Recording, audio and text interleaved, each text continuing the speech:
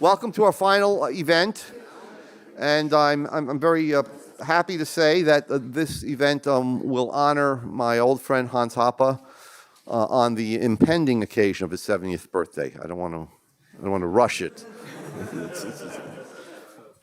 And fittingly enough, the panel is called "The Significance of Hans Hoppe," and this is how we will proceed. Okay. We'll have each of several old friends that have known Hans for at least a quarter of a century, each of us, will give 5 to 10 minute remarks in order, and then Hans will respond. Let me just introduce everyone in the beginning, and then they will tell you what they're talking on.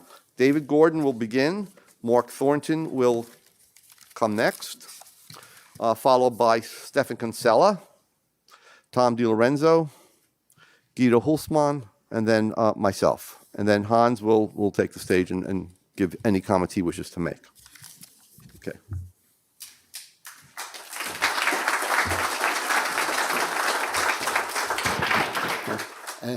Thank you. I remember it was, I believe, in 1986 when I first met Hans Hoppe. I'd been hearing great things about him from Murray Rothbard. He said, someone come up with a wonderful new argument defending libertarianism, and I was very glad to hear the argument. And Hans has been an inspiration to me ever since. He's a thinker and scholar of outstanding merit, and for whom I have the highest respect. What I wanted to talk about briefly today was a way Hans has applied a certain trend in recent German philosophy, especially philosophy of science and philosophy of mathematics, to economics. And in doing so, I think he's brought out a way of understanding Ludwig von Mises' praxeology that other writers haven't achieved. And what I have in mind is this. We know in praxeology we have the concept of action, and we're reasoning about this in an a priori way. We're developing the concept of action. And people raise the objection to this. I've encountered this in the many years I've been lecturing on this. People always say, well, how do we know these concepts apply to the world? The logical positivists say they're just tautologies, they're just arbitrary definitions. We want them to apply to the world. We want them, as in Kant's phrase, to be synthetic a priori, true of the world. And the way Hans has developed this is by applying, thinking of the implications of action for theory of knowledge, in particular, following certain German philosophers of mathematics, in particular Paul Lorentzen and Hugo Dingler. He asks, how do we construct the world? How do we construct the world itself? How do we get the notions of space and time? We see things in space and time, but as Hans has developed from these philosophers, we do that through action. We measure things. We say in geometry, we develop the notion of space from measuring certain dimensions, and we can develop, say, a Euclidean geometry, which is basic to our perception. And other non-Euclidean geometries sometimes raise an objection to synthetic a priori truth, really rely on this Euclidean geometry as primary. So what Hans has done, I think, very effectively, is to show how the notion of action shows us how we can construct the world and know that the truths of praxeology apply to the world we live in, and thus that praxeology does give us synthetic a priori truth. And I think that's a very interesting and productive idea, and I hope he'll develop that even further in his future work. Thank you.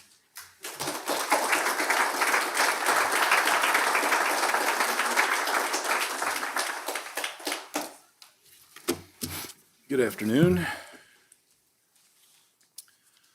The title of my talk is Hans Hoppe as a Textbook Writer. And I want to make very clear that nobody thinks of Hans Hoppe as a textbook writer. It's just a personal experience I had after meeting Hans a long time ago. I wrote about Hans's book, A Theory of Socialism and Capitalism, in a book of essays in his honor, Property, Freedom, and Society, Essays in Honor of Hans Hermann Hoppe, in 2009. 20 years prior, I was pressed at the last minute into teaching a course in comparative economic systems without any prior training. I chose Hans's book because it was a brand new book and would obviously take a free market perspective. However, I was a little reluctant to choose Hans's book because he had recently given a lecture to my economics faculty at Auburn University where he denied the existence of public goods. It was literally a jaw-dropping experience. I looked around the room and everybody's mouth was wide open, but they didn't say a thing. Hans's book was obviously not a traditional textbook in any way, but was rather a treatise on how to analyze any economic systems.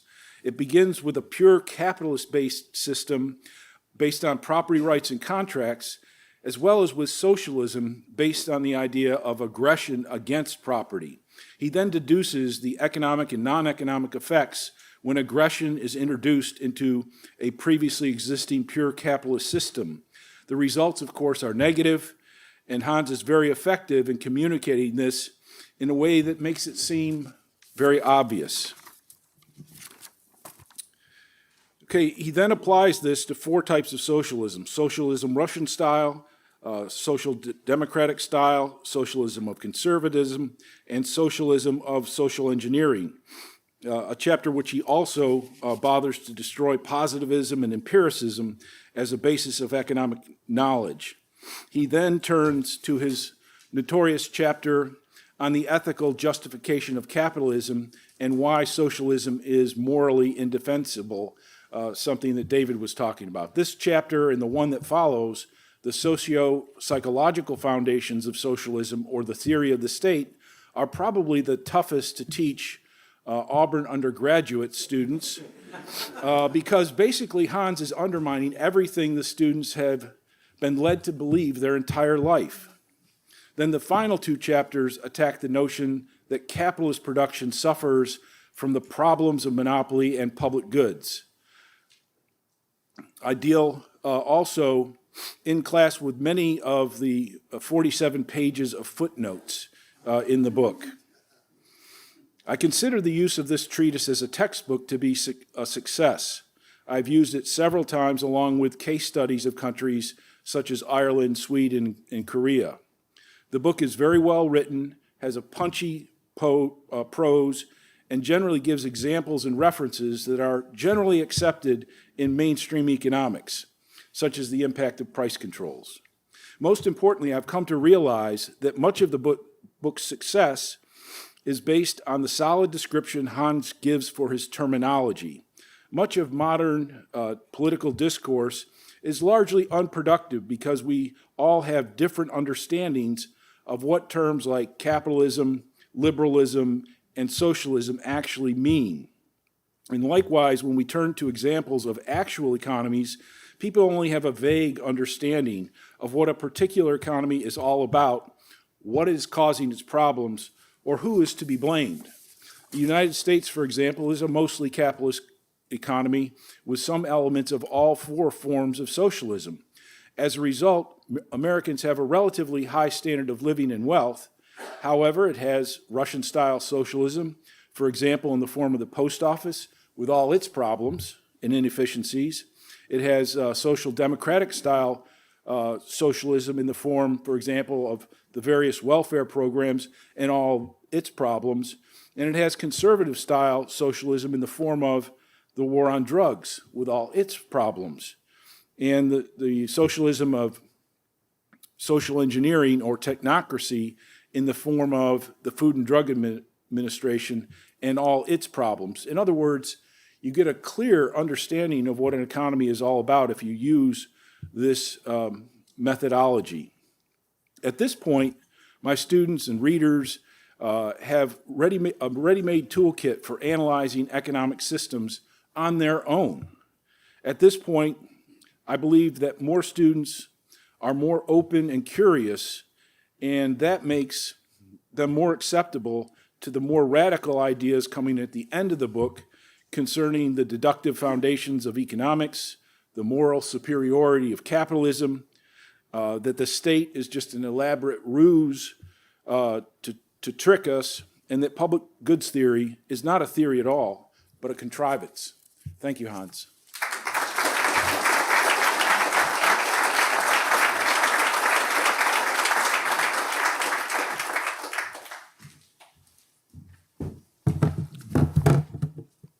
Hello, Stefan Kinsella here. Happy to be here. I hate to rehearse talks, so I'm always impressed with myself when I do it in the right time allotted.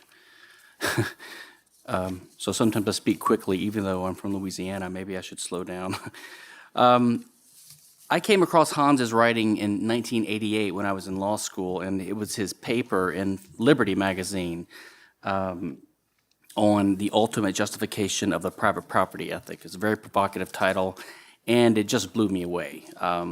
I totally loved it, and I'm still fascinated with it even today. Finally met Hans and Lou and even Murray Rothbard in 1994 at the John Randolph Society meeting in D.C., and have been learning from him ever since. And coincidentally, I brought exactly the same two books that Mark did, the exact same faded printed version of his book, his '89 book, and I finally got Hans to sign it. That's his signature there in between all the notes, so who cares? And yeah, 10 years ago, for Hans's 60th birthday, we introduced we released the Festschrift, and the same copy here, at a ceremony at Judge Denson's house. So 10 years ago, we were doing this, and everyone on the panel here contributed, and some other people in the audience as well. And as everyone knows, and you'll hear more here today, and by the way, I believe this book is in the bookstore downstairs, so it's well worth getting. Hans has contributed to a large number of fields, almost all of which have influenced me and my thinking and many other people. Democracy and argumentation ethics, his rights theory, various applications of praxeological or Misesian style economics, method and epistemology, his amazing critique of logical positivism in chapter 6 of this book, immigration and cultural analyses, but I would like to focus today on property rights, Hans on property rights, which is basically summarized in chapters 1 and 2 of this book, and it's only 18 pages. It's very condensed and concise. It bears rereading, but Hans's clear and essentialist definitions of that and other concepts is used by him in the rest of the book and in his other analyses, and helped influence me in my writing too. I'm just going to have one quote here. He says, next to the concept of action, property is the most basic category in the social sciences. As a matter of fact, all other concepts to be introduced in this chapter, which were aggression, contract, capitalism, and socialism, are definable in terms of property. So he, like Mark summarized, aggression is aggression against property. So contract is a non-aggressive relationship between property owners. Socialism is an institutionalized policy of aggression against property. And capitalism is an institutionalized policy recognizing property rights.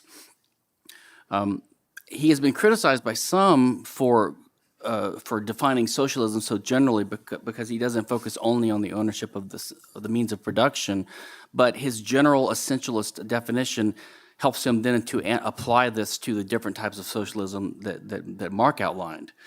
And what's key here is that Hans's thought is so steeped in Mises's praxeology, right? The structure of human action, the way Mises viewed it, that he gives a lot of emphasis, even more than Rothbard, I believe, on the essential role of scarcity to the concept of property. So this is sprinkled throughout Hans's writing. It's in this book. It's in many of his other articles. Basically, his idea is, and by the way, I'm never going to finish all this. I did give a long talk on just this topic last month in New Hampshire. It's on my podcast feed. It's on how to think about property rights, and it's heavily influenced by the way Hans is taught. In chapters 1 and 2, Hans basically identifies the natural position of property, which is a descriptive and not a normative idea. And then he goes on to deduce the right to property using his argumentation ethics. But first he describes it descriptively, anchored in Mises's type of analysis of human action, because basically in human action, in praxeology, Mises views humans as actors who employ scarce means but guided by knowledge. And those scarce means or resources are things we have to use in the world. And that's sort of the natural position of property, is that people have to employ their body, which is a scarce resource, and they have to employ scarce resources in the world that no one else had been using before. So that's the natural position. It would apply even to Crusoe on a desert island. But when society is introduced, there's the possibility of conflict because there's scarcity. And that gives rise to the need for people to have normative property rights rules that allow them to act cooperatively and to use these resources without conflict with each other. And because Hans had such a clear understanding of this and had rooted it in his praxeology and his study of Mises, he was able to instantly figure out what, for me, was a vexing issue for at least 10 or 15 years, the intellectual property issue. And it took me at least 5 years of dedicated research and study and thinking to finally kind of figure it out the way I think of it now. But I came across something a few years ago.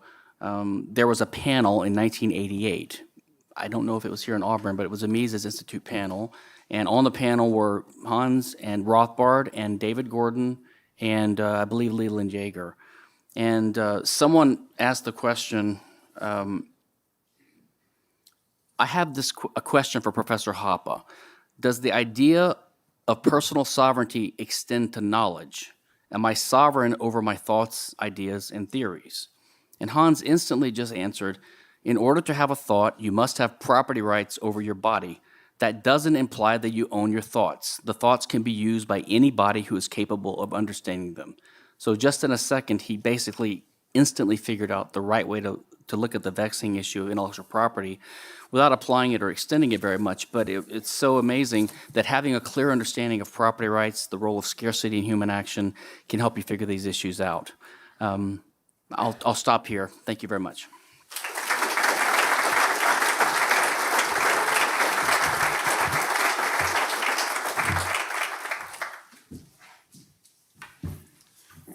I've also known Hans for at least 25 years. I forget when we first met, but it's been a long time. And I also have used that book as a textbook in a class that I created called Capitalism and Its Critics. And I've used Hans's book several times in there. And the guys in the room who've known me for a long time know that I started my career as a public choice economist. James Buchanan and Gordon Tullock were professors of mine, and they were colleagues of mine for a few years at George Mason later on after that. So I published quite a bit early on, and in both areas I was always interested in Austrian economics. Even in graduate school, I used Human Action was the textbook in my microeconomics class in the first semester, along with Milton Friedman's price theory book. And so my brief comments are going to be on comparing some of what Hans has said about Austrian political economy and compare it to public choice. And as some of you know, Walter Block and I have co-authored a book of readings critical of some aspects of public choice, not every bit of it, but some aspects of it. And particularly, we're critical of Buchanan, my old professor, the late Jim Buchanan. In his much of his career, he wrote article after article, book after book, trying to create a theory of what he called the voluntary state, and it was it's really the root of what he called constitutional economics. And I heard Jim Buchanan repeat over and over again, beginning in my graduate school class to 20 years or more, quoting Thomas Hobbes about how without the state, life is nasty, brutish, and short. And I must have heard him say that 100 times, at least, nasty, brutish, and short. But Hans reminds us that it's primarily the state that can make life nasty, brutish, and short. Not the absence of the state, but the state itself. The state can steal from you, can kidnap you and send you to die in a foxhole somewhere, can inflate away your savings, take your property. That's pretty nasty. I think that's a mild word to be nasty for that. And then Hans points out that all of society becomes more present-oriented because of the expected return to productive behavior being reduced by statism. And and that's very different from the public choice, especially Buchanan's writings. And here's one quote, one of my favorite short one-sentence quotes about this from Hans. He says, as a result of this creation of a higher rate of time preference by the state, former provident providers will be turned into drunks or daydreamers, adults into children, civilized men into barbarians, and producers into criminals. Now, I lived in Baltimore for a long time, and it sounds about right to what the state has done, or Washington, D.C. The closer you get to the state, the more you will see adults into children, civilized men into barbarians, et cetera. So government, says Hans, creates a constant threat to the process of civilization, and that's just diametrically opposed to Jim Buchanan's basically life work of the voluntary theory of the state to avoid Thomas Hobbes's threat of nasty, brutish, and short. Another thing that note that I wrote down here about some of Hans's writings is that there are some public choice economists, not all of them, but some of them, who are sort of fond of something called the Ricardian equivalence theorem in public finance. And this is a theory by Ricardo, and not Ricky Ricardo, but the other one, the economist, David Ricardo. He theorized that if people anticipate higher taxes in the future, they will save more because they know they're going to have a tax bill coming in the future. And of course, Hans's take on this is that increased expected taxes causes an even higher rate of time preference because you're going to the return to productive behavior is going to be even lower in the future. And so why invest in more productive behavior in the future? So it sort of turns the Ricardian equivalence theorem on its head. And having been around public choice circles for quite some time, I know that quite a few of the public choice scholars are sort of fans of the Ricardian equivalence theorem, but not all. Tyler Cowen, I just read something of his criticizing it, for example. Another part of public choice that I got involved in years ago was a lot of public choice scholars like to think of competition among governments, like local governments mostly, as sort of similar to competition between firms. There's even a book in public choice literature entitled "The State as a Firm." Okay, and of course Hans's take on this is that yes, governments do compete, but what they compete for is not like a business. A business competes for your money by pleasing you. States, though, they compete for the right to plunder you. That's what the type of competition it is. It's a very different type of competition. Okay, and so a few more things, like The Calculus of Consent, the most famous book by Buchanan and Tulloch. In the beginning, in the introduction, they state very clearly that this is not like any kind of Classian Marxian class struggle analysis, because they apparently thought people would be confused because they're analyzing politics, and so but they don't quote they don't quote John C. Calhoun at all, contrary to what that lying fraud Nancy MacLean has said in her book Democracy in Chains. She wrote a book that's basically critical of Buchanan and public choice. A lot of you know about this, claiming that the calculus of consent is based on Calhoun's ideas. Calhoun was a slavery defender, therefore James Buchanan and all the public choice economists are slavery defenders. That's the kind of chain of logic that'll get you an endowed chair at Duke University, apparently. You might want to read my review of her book in the Quarterly Journal of Austrian Economics. But Hans does talk about some of the ideas that Calhoun is known for, namely the libertarian class analysis. Calhoun was one of the philosophically a member of the founding generation, the founding fathers, and in his famous book, Disquisition on Government, he articulated the old, that was not original with him, libertarian class analysis, and where between the oppressor class and the oppressed class, and the oppressor class is not white heterosexual males as it is on college campus today. And the oppressor class is basically the net tax receiving class, the people who get more from government than they pay in taxes, and they oppress or exploit the net taxpayers, the rest of us. And so, and that's a big difference between the calculus of consent, which totally ignores this, and does most of public choice theory, but not Hans. And of course, another final thing I'll say about Hans's Austrian political economy versus public choice is Buchanan always had sort of a love affair with the prisoner's dilemma. I must have seen him 500 times do the prisoner's dilemma on the blackboard somewhere, giving a talk, making the article about the public goods argument. And as who was it? It was Mark that just said, or Hans, one of his famous talks here at Auburn was disproving the existence of public goods. And so a lot of the public choicers grossly exaggerate the public goods problem. And one final swipe at my old Professor Buchanan, he came up with a theory of what he called conceptual unanimity.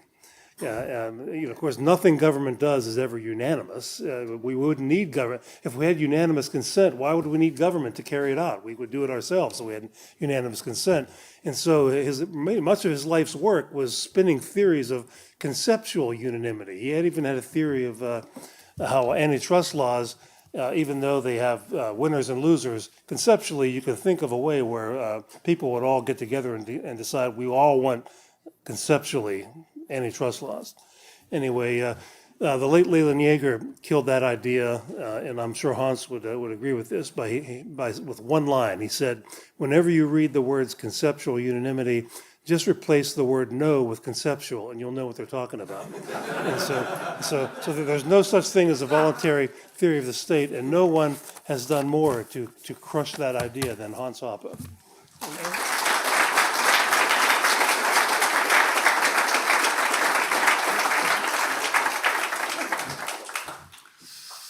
My subject is Hans Hermann Hoppe as a mentor. The definition of a mentor, I actually looked it up, right? The original word comes from the Odyssey, Homer's Odyssey. So mentor is entrusted by Odysseus with the education of Odysseus' son Telemachus in his Odysseus' absence. And the mentor in the Odyssey is actually somewhat ineffective, right? He's an old man, he doesn't really get it done, and the boy just does all kinds of silly things and so on. But fortunately, the goddess Athena sometimes takes on the appearance of a mentor in order to guide the young Telemachus in the right direction without difficulty. In the case of Hans, I guess Athena sometimes asked the god Mars to give her a hand. So a mentor means a person who is a trusted counselor or guide. He's a tutor, a coach, coach. He's sometimes referred to as godfather or rabbi. Should hasten to point out that in German this translates as Pate, not as Führer.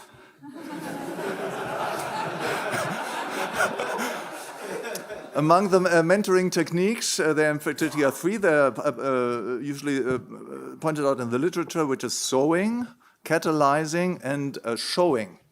Let me say a few things about each of them, but before I just have to mention how I met Hans the first time, because we had yesterday a talk about Henry Hazlitt. There's this famous incident when he had Mises on the phone. He said, Mises on the phone, Mises speaking. I said, oh, this sounds like Hermann Hoppe speaking, right?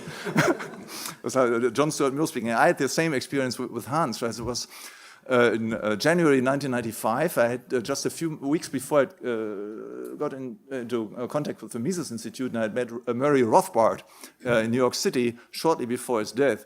I promise there was no causal connection. And I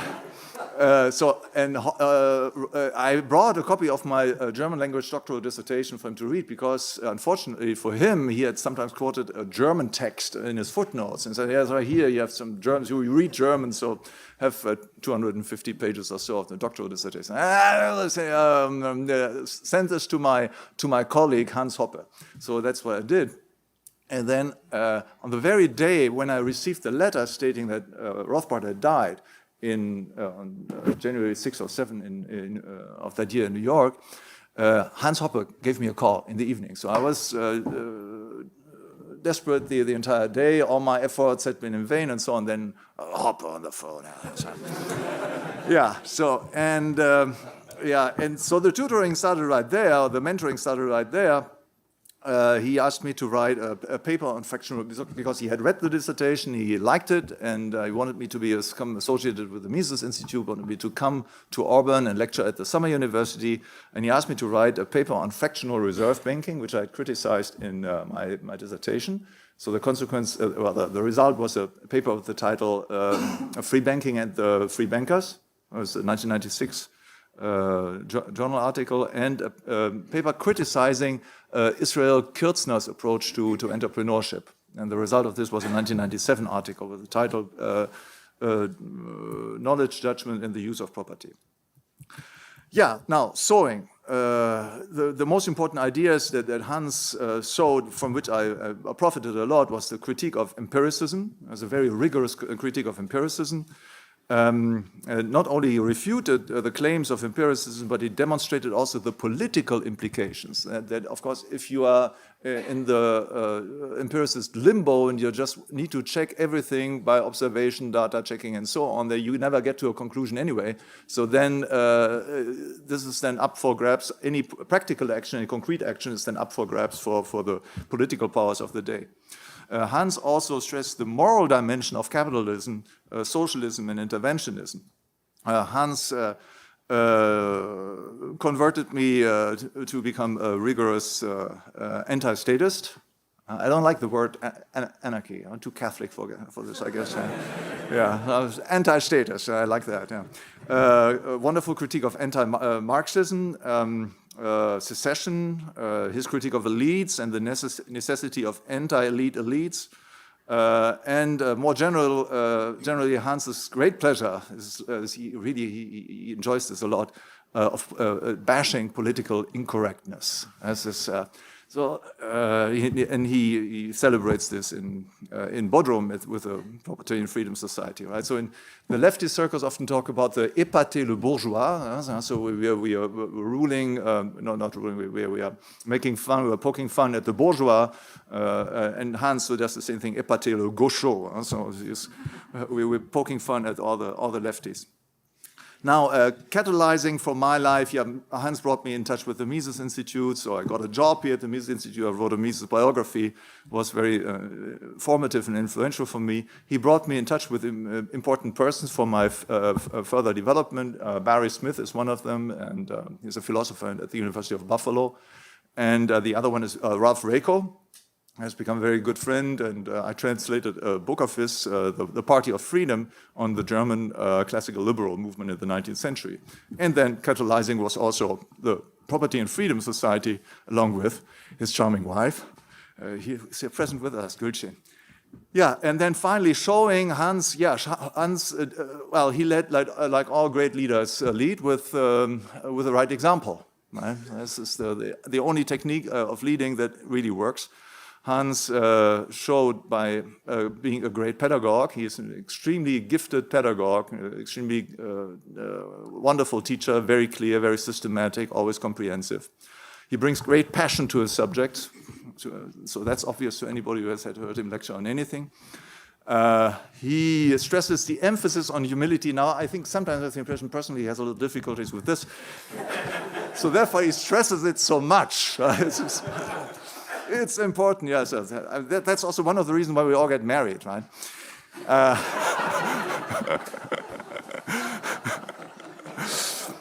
Yeah.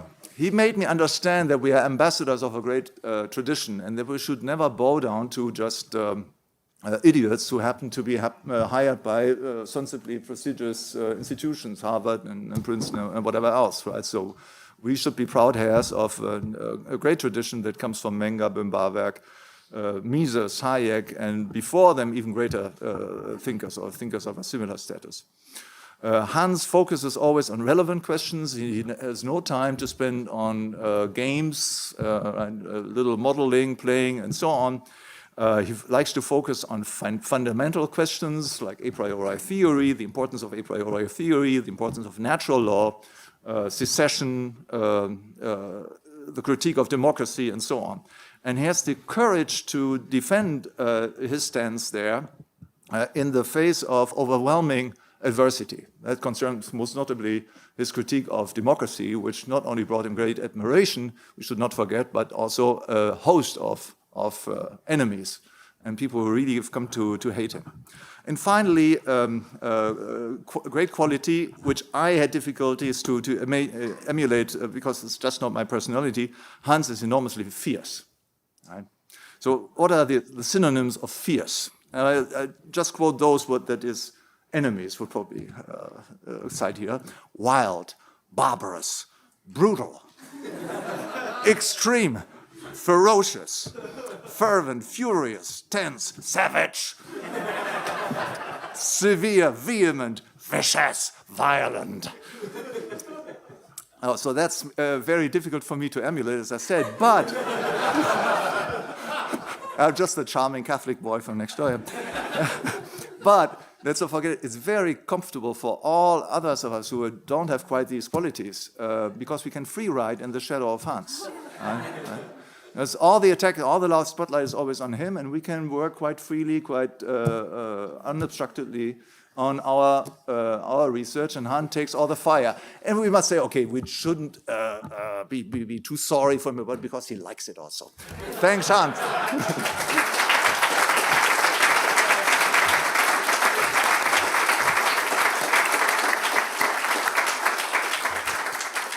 My topic is Hans Hoppe and the art of economic controversy. And what I want to do is recount a single episode which exemplifies Hans's approach to economic controversy.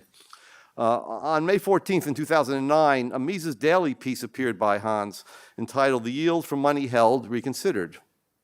Pretty innocuous. It was the text of a lecture which had been presented at the Franz Schul Memorial Lecture in Prague the previous month. The title of Hans's lecture is a nod to William Hutt's article, "The Yield from Money Held," published in 1956. In his article, Hutt argued that holding money was productive and generated a positive yield to the individual cash holder. Hutt proceeded mainly by criticizing the contrary position widely held by economists from John Locke and Adam Smith to John Maynard Keynes. The Smith-Keynes position maintained that money is, quote, barren, sterile, unproductive, offering a yield of nil. That it differs from other assets and that it is dead stock, unquote. All of those come from Hutt's article. Although Hutt demolished the view that money is not a productive asset, he never explained exactly why holding a cash balance is productive. The aim of Hoppe's lecture was to positively demonstrate that money held in cash balances is productive and to describe the unique nature of its productivity. In so doing, Hoppe filled the gap in Hutt's argument and made an important contribution to monetary theory. I'll skip over some of the argument just to give you a flavor of Hans's argument. He writes in the article, in holding money, its owner gains in the satisfaction of being able to meet instantly, as they unpredictably arise, the widest range of future contingencies. The investment in cash balances is an investment contra the subjectively felt aversion to uncertainty. A larger cash balance brings more relief from uncertainty aversion, unquote. At this point, Hoppe distinguishes between risk and uncertainty in the Knight Mises sense, and goes on, the sum of money that a man spends on insurance is an indication of the height of his aversion to risk. Insurance premiums are money spent, not held, and are as such invested in the physical production structure of producer and consumer goods. The payment of insurance reflects a man's subjectively felt uncertainty concerning the predictable future contingencies, which are risks. In distinct contrast, insofar as a man faces uncertainty, he is quite literally not certain concerning future contingencies as to what he might want or need and when. Only money on account of its instant and unspecific, wide-ranging salability can protect him against uncertainty. Hoppe concludes the article. To invest in cash balances means I am uncertain about my present and future needs and believe that a balance of the most easily and widely saleable goods on hand will best prepare me to meet my as of yet unknown needs at as of yet unknown times. All right, in addressing this important issue in monetary theory, I believe Hoppe advanced beyond Hutt, Mises, and Rothbard and what they had written on this. But that's only a part of the story, okay? The best part, I'm going to recount now. Hoppe's article, which was focused on a very arcane point of monetary theory, almost immediately ignited a firestorm of controversy that started on other economics blogs and spilled over to the Mises economics blog. Remarkably, the controversy had absolutely nothing to do with Hoppe's main thesis. Rather, the uproar concerned preliminary remarks that Hoppe had made consisting of 2 brief paragraphs consisting of 5 sentences. But these incidental remarks touched the third rail of Austrian economics. They challenge a tenet of modern free banking orthodoxy. In introducing his topic, Hoppe had used the free bankers as one of a number of examples of monetary theorists who failed to grasp the unique productivity of money held. Hoppe wrote that, according to the free banking school, quote, an unanticipated increase in the demand for money pushes the economy below its potential and requires a compensating money spending injection from the banking system. He commented on this view. Here it is again, an excess demand for money has no positive yield or is even detrimental, hence help is needed. Now, Hoppe was very careful, and he specified that according to free banking, this help should not come from central banks, but from competitive free banks. But he then concluded that for free banking, the holding of some excess money is unproductive and requires a remedy. All right. So the day after the publication of Hoppe's piece, Larry White criticized it on the economics blog, the Division of Labor. The sole focus of White's post was not Hoppe's sort of path-breaking thesis about why people hold money. Not a word was spent on that. It was on Hoppe's peripheral comment on the free banking school. White accepted Hoppe's characterization of the free banking school's position regarding the negative impact on employment and real output of an increase in the demand for money that is uncompensated by an increase in supply. So he accepted that part. He agreed that yeah, Hoppe was right about that in characterizing us that way. But White argued that Hoppe's second paragraph contradicted the first and was nonsensical. The gist of his argument was that Hoppe's critique of the free bankers confused the concept of an excess demand for money, which was conventionally understood by monetary theorists as a shortage of money. It conflated that and the concept of an excess cash balances held. Okay, so the whole thing was turning on a terminological point. Later that day, Steve Horwitz posted a response to Hoppe on the Austrian Economist blog, another blog that was run by Steve and Pete Betke. Steve quoted long excerpts from Larry's post before concluding on a nasty note by asserting, quote, Hoppe does not understand the concept that is central to monetary theory and even more central to the debate between free bankers and 100% gold advocates, unquote. With that, the floodgates opened and 87 comments on the topic were posted on the Austrian Economist blog from May 15th to May 21st. Many of the comments came from Hoppe supporters, and Horwitz and Selgin intervened with their own comments a number of times to stamp out the dumpster fires of dissent that repeatedly flared up. In the meantime, after enjoying the polemical fireworks for a few days, I posted a defense of Hoppe and a critique of White and Horwitz on the Mises Economics blog on May 18th. My response to White was that Hoppe's unconventional terminology did not vitiate his substantive argument. Even if Hoppe used the term excess demand for money irregularly to mean excess cash balances held, his point still held. Absent an exactly offsetting increase in the money supply, free bankers believed, and White admitted, that the increased cash balances initially accumulated by those demanding to hold more money would precipitate a time-consuming process of a rising purchasing power of money. However, because all prices do not instantly adjust downward according to the free bankers, this process would engender a reduction in real output and employment, that is, a recession. It is in this sense that Hoppe meant that free bankers viewed the extra cash balances accumulated by those who first cut their spending as having, quote, no positive yield and as, quote, even detrimental, okay? So in other words, the current demand for money held, from Hoppe's perspective, was in excess of the demand which was consistent with potential output, that is full employment, and full employment in the labor market at the current price level. All right, so my response to Horwitz, that was my response to White. My response to Horwitz was directed at two rhetorical questions he posed at the end of his post.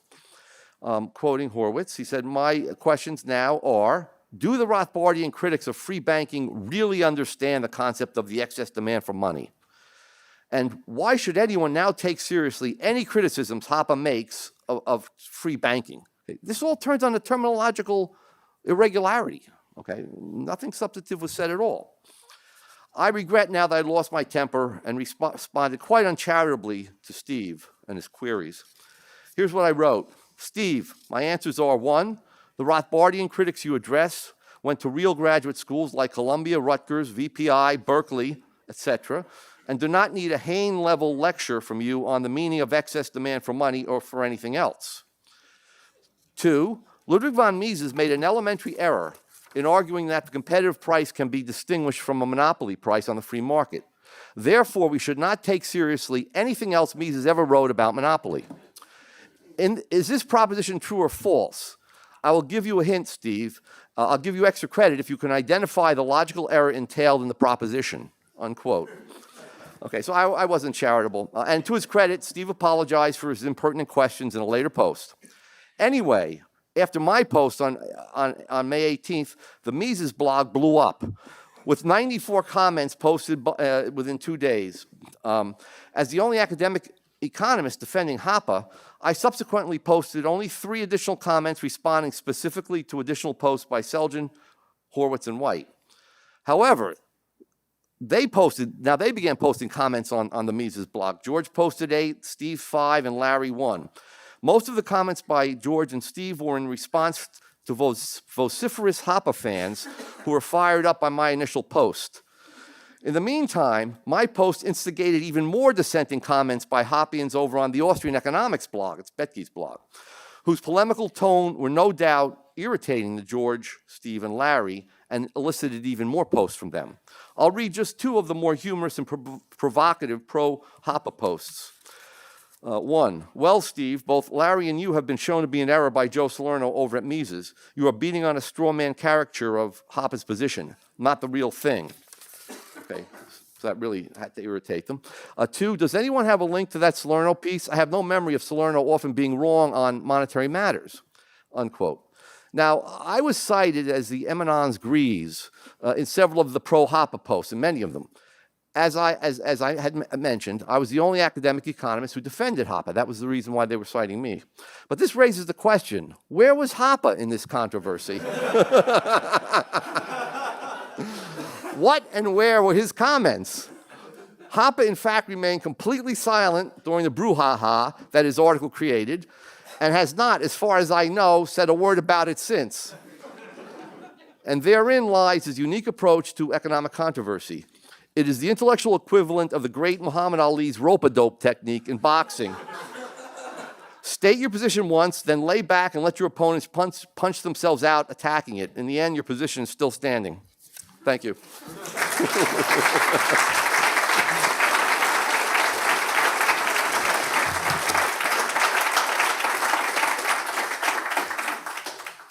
Okay, Hans, you want to give some responses?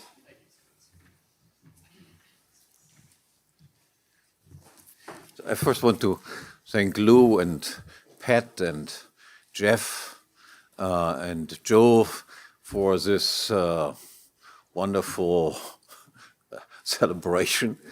I have to say that I am, in the meantime, about the oldest person that has seen the Mises Institute become what it has become. I joined the Mises Institute in 1985, 3 years after the foundation of the Institute. I was also, I think, the first foreigner ever having anything to do with the Mises Institute. At that time, to be a white heterosexual male was not yet a problem. Nowadays, the problems have, of course, even aggravated because apart from being white heterosexual male, I am a member of the even more hated group that is a German who does all of this. I saw the Mises Institute grow from first place that they had in Washington, D.C., that was in a townhouse, one flat. Then they moved to Auburn in a big barrack right next to, in the shadow of the stadium. The next step was having some premises in the business college across the street. And then they started building this facility, first smaller version, and then the expanded version. I think there are not very many people here who have seen all of this. I also got in contact very quickly with many of the people here in this room and made lifelong friends. Let me just mention the first hardcore group that met at Mises Institute conferences. David Gordon was always there, Jeff Hermann was there, Tom DiLorenzo, Joe Salerno, Walter, Yuri Maltsev came a few years later after he defected from Russia, and of course also Ralph Ryko. We were all Murray's children. He always referred to us as his kids. We had sometimes disagreements among ourselves, but being Murray's children, we always pulled together when things got difficult. At that time, Mark Thornton was our kid. So was Guido was one of our kids. Stefan Kinsella was one of the kids, and Peter Klein was one of the kids. Then there were also toddlers. Bob Murphy, for instance, was a toddler, and so was Tom Woods. In the meantime, as you see, the Austro-libertarian movement has become such a big thing that you don't even know all the names anymore. And we exist in the world around. There's practically no country where we do not have some Austro-libertarians. My work has been translated into 35 languages. I never imagined anything like this being possible. Now let me make a few remarks, light-hearted remarks about the various comments. Obviously, I cannot do justice to this, what they've said. As far as David is concerned, yes, I'm a German, and I have been influenced by German philosophers quite a bit. I think it is also an injustice that the German language has become a minor language in the meantime. At some point in history, there was a chance that we might play the role as Germans that you guys now enjoy speaking English. But there exist very important German philosophers that had hardly ever been translated. I encountered or re-encountered recently a German philosopher recently died, Peter Janich, who was a student of Paul Lorenzen, who was mentioned before by David Gordon, who made tremendous contributions to the theory of action. The man was completely unaware of Mises. But there are contributions, additions to Mises's insights about action that I hope I will introduce to the English-speaking world in the near future, if God wills. Mark Thornton, with his textbook example, and Tom mentioned that also, I should mention how that book originated. I taught for a year at Johns Hopkins University in Bologna. And that was the first time that I ever had to lecture in English. So I wrote that book in longhand.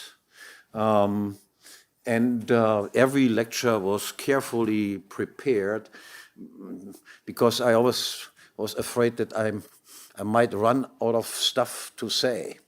So I had to make sure that you have enough paper and enough written up so that you can finish an hour and a half in a foreign language. That's why it turned out to be a little bit like a textbook. Even though textbook writing, yes, that is not my forte, I must say. Stefan has already mentioned my contributions to the theory of property. I'm still trying to refine this. I hope one more work I hope I still have in myself to get that finally finished. What Tom said about the public choice school, when I decided to go to the United States, I had a magnificent grant that allowed me to go wherever I wanted to go, a Heisenberg Scholarship, the highest grant that you could win in the German university system. And I was thinking about, where will you go? And I wrote letters to two people.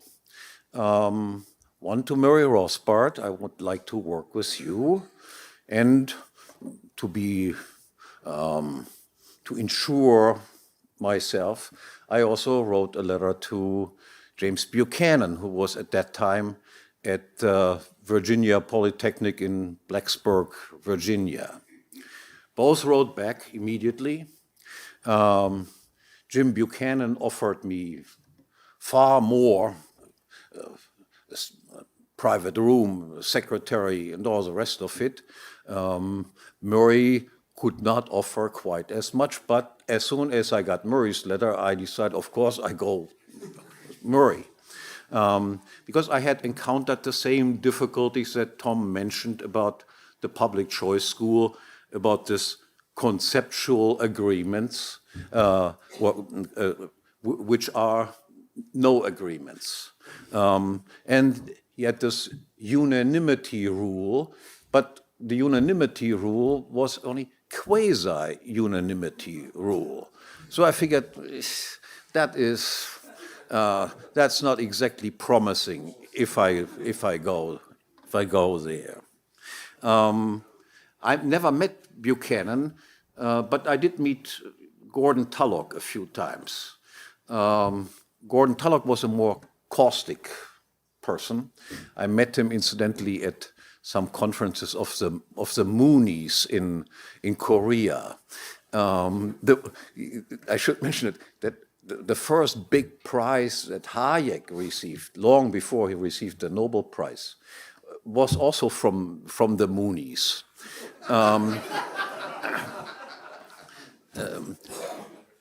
The Moonies had some sort of libertarian subgroup. And after the person who was in charge of that subgroup retired from his position, the Moonies appointed me for 1 year to be at the head of this committee. The result of that conference was the myth of national defense. After that conference, the Moonies stopped with this type of panel. And at that occasion, I asked Gordon Tullock, "What do you think about this conceptual agreement and the quasi-unanimity?" And Gordon Tullock then said, "No, this is all what Buchanan wrote. I wrote the rest of the book."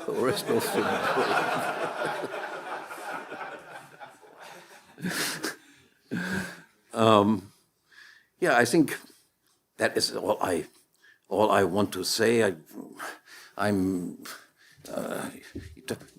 No, I should make a remark about Guido's stuff being so fierce. That used to be the case, but now my wife whips me into shape, and and now I'm turning into the most lovable person.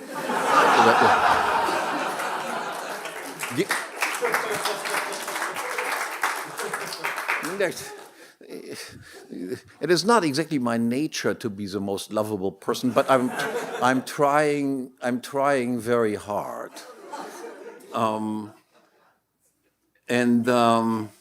Yes, I do like to fight. I hate this intellectual disease of political correctness more and more. I have to convince myself once in a while that I should not fight too much, but get back to more important theoretical work, which I promise I will do. I will work hard to produce at least one more important work. I thank you all very much. Everyone who made remarks here in particular. As I said, I'm honored to have friends like you. Thank you very much.